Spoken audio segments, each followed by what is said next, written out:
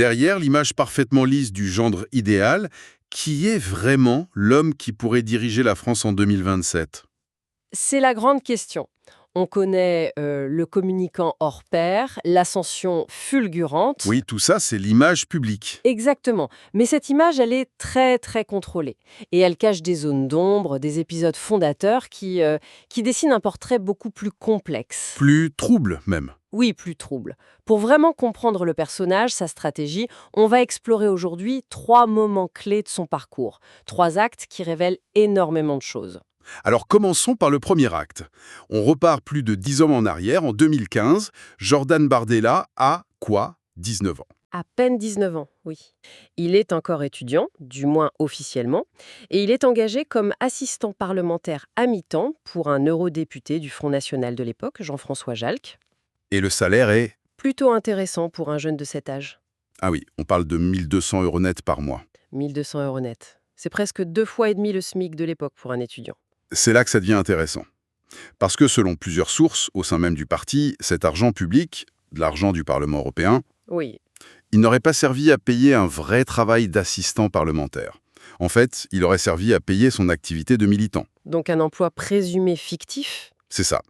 L'eurodéputé lui-même, Jean-François Jalc, aurait confié en privé que Bardella ne foutait absolument rien pour lui, mais qu'il bossait pour la com de Florian Philippot. Le numéro 2 du parti à l'époque. Le tout-puissant numéro 2. Mais là où l'histoire devient vraiment fascinante, c'est 2 ans plus tard, en 2017. Que se passe-t-il? Le nom de Bardella sort dans la presse, lié à cette enquête. Et là, c'est un peu la panique. Un avocat du parti envoie un mail à un stagiaire avec une mission euh, très claire. Laquelle? Monter de toutes pièces le dossier Jordan Bardella. Fabriquer des preuves pour un travail qui n'aurait a priori jamais existé. On entre dans un autre niveau, là. C'est de la fabrication de preuves. Complètement. On est presque dans un mauvais film d'espionnage. Le stagiaire se met au travail et la pièce maîtresse de tout ça, c'est une revue de presse. Une revue de presse. Oui. Il utilise un logiciel pro, Factiva, et il génère plus de 1500 pages d'articles. 1500 pages. Le but, c'est de faire un truc énorme, si volumineux que ça en devient crédible, quoi. Sauf qu'il commet une erreur. Ah, l'erreur fatale. Une erreur presque comique. Sur l'une des 1526 pages, quelqu'un oublie de mettre du blanco sur une toute petite mention en bas de page. Et qu'est-ce qu'elle dit, cette mention? Elle dit CO 2017 Factiva 2017, alors que les documents sont censés dater de 2015. Voilà, c'est la signature numérique du crime. La preuve que tout a été imprimé 2 ans après les faits. C'est incroyable. Et ce n'est pas tout. Pour rendre le dossier plus crédible, on ajoute un agenda de 2015. D'accord. Dedans, on trouve des faux rendez-vous, des fausses tâches. Sauf que les experts graphologues, eux, sont formels. Qu'est-ce qu'ils découvrent? Que tout a été écrit d'un seul trait, avec le même stylo, sans aucune rature, sur des mois, ce qui est matériellement impossible. Et l'analyse confirme que c'est bien l'écriture de Jordan Bardella. Donc il a participé lui-même à la fabrication? Oui, c'est même le clou du spectacle. Il aurait ajouté de sa main des petits commentaires sur la fausse revue de presse. Du genre des trucs comme rencontre à envisager ou mon préféré à propos d'un festival, peut-être l'occasion différents tours. On a l'impression de lire le journal intime d'un travailleur fantôme. C'est ahurissant. Et du coup, la question qu'on se pose, comment a-t-il pu passer entre les mailles du filet de la justice avec tout ça? C'est une bonne question. En fait, c'est un mélange de plusieurs choses. D'abord, l'échelle de l'affaire. Les enquêteurs y géraient des millions d'euros. Le cas Bardella, avec ses 10 000 €, c'était une goutte d'eau. Une note de bas de page. Voilà. Et puis, il y a le temps de la justice. Quand les juges interrogent enfin son eurodéputé en 2021, 6 ans après, il leur sort les fausses preuves. Et ça passe. Face à un dossier jugé mineur et des preuves matérielles, il ne pousse pas plus loin. Il est sauvé par la masse, en quelque sorte. Cette immersion totale dans la machine du parti si jeune, ça a dû avoir un coût, j'imagine sur ses études par exemple. On en arrive à notre deuxième acte, la Sorbonne. Oui, et là le contraste est saisissant. D'un côté, il y a l'image qu'il cultive. Le jeune homme brillant, bac ES, mention très bien dans un bon lycée privé. Exactement, le parcours qui semble exemplaire. Mais juste après le bac, c'est une autre histoire. Il rate Sciences Po et son arrivée à la Sorbonne, c'est une véritable dégringolade. Ça casse complètement l'image du premier de la classe. Concrètement, ça donne quoi, les résultats? Les relevés de notes sont édifiants. Première année, il s'inscrit en double licence, géo-histoire et espagnol. C'est exigeant. Et alors? Premier semestre, 5 sur 20 de moyenne générale. 5! Ah oui, c'est rude. Du coup, il abandonne la double licence. Logique. Et il sauve sa première année de justesse. Au rattrapage. Grâce à quoi? Grâce à une note, pour le moins surprenante. Un 17,5 sur 20 en Aïkido. Pardon? En Aïkido? Non, c'est pas possible. Pour valider une année de géo? C'est presque une métaphore politique, vous ne trouvez pas? L'art martial qui consiste à utiliser la force de l'adversaire. C'est incroyable. On ne pourrait pas l'inventer. La métaphore est parfaite, oui. Mais cette souplesse ne s'est pas reportée sur les autres matières. La suite, c'est une chute libre. C'est-à-dire? Deuxième année, ses moyennes s'effondrent. 5 sur 20, puis 2,6 sur 20. Avec une collection de zéro. Ne se présente qu'à une seule épreuve sur 10. Moyenne semestrielle, 1,8 sur 20.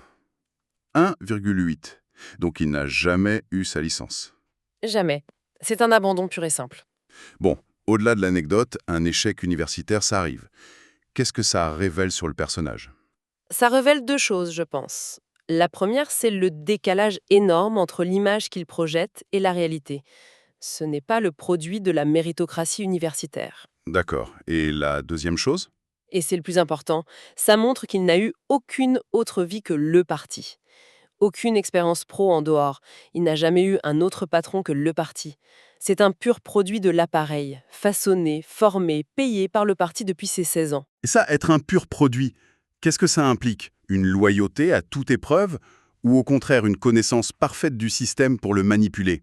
C'est toute la question, et ça nous amène directement à notre troisième acte, la situation d'aujourd'hui, en février 2026, où la situation s'est complètement inversée. Totalement. Marine Le Pen, sa mentor, est menacée d'inéligibilité par ce même procès des assistants parlementaires.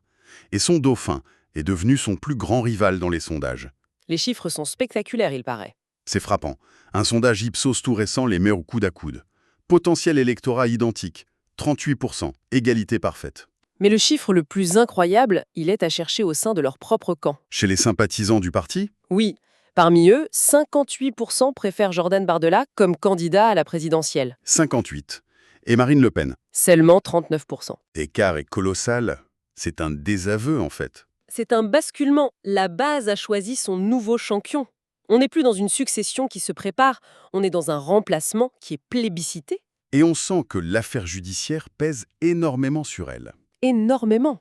Sur la question de l'intégrité, Bardella la distance de 11 points. 45% le jugent intègre contre 34% pour elle. Dans une campagne, c'est décisif. Il incarne le renouveau alors qu'elle traîne les vieilles affaires. C'est exactement ça. Et ce n'est pas un coup de son désolé. Fin 2025, il était déjà la personnalité politique préférée des Français, donné gagnant à la présidentielle quel que soit l'adversaire. Il n'est plus le dauphin, il est une alternative. Ce qui pose la question taboue, succession ou trahison.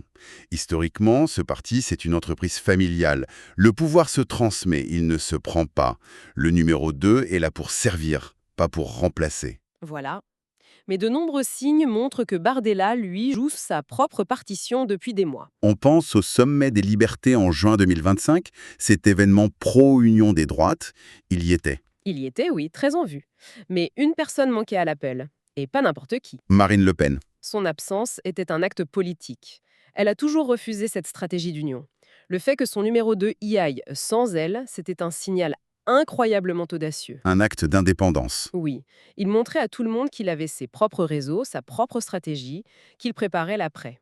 Avec ou sans elle. On assiste donc à une situation complètement inédite. Le dauphin qui dépasse la reine, à la vue de tous.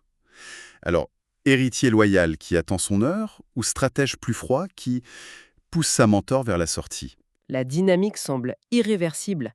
Il a la jeunesse pour lui, une image moins clivante et surtout l'avantage dans les sondages. Le procès de Marine Le Pen sera le juge de paix. Si elle est condamnée à l'inéligibilité, la question est réglée. Exactement. Mais même si elle ne l'est pas, comment pourrait-elle se présenter face à un dauphin que sa propre base lui préfère? Le rapport de force a totalement basculé. Quand on relie ces trois moments, le dossier fabriqué, l'échec universitaire dissimulé et cette ambition dévorante, une constante se dessine. C'est celle de la construction. Construction d'un dossier, construction d'une image, construction d'un destin. Tout est une question de récit. Oui. Et la question pour 2027, ce n'est peut-être plus de savoir si Jordan Bardella peut gagner, mais plutôt de savoir quelle version de lui-même gouvernerait réellement. Celle impeccable, qu'il présente au public, ou celle plus complexe et calculatrice, qui se cache dans les pages d'un dossier oublié.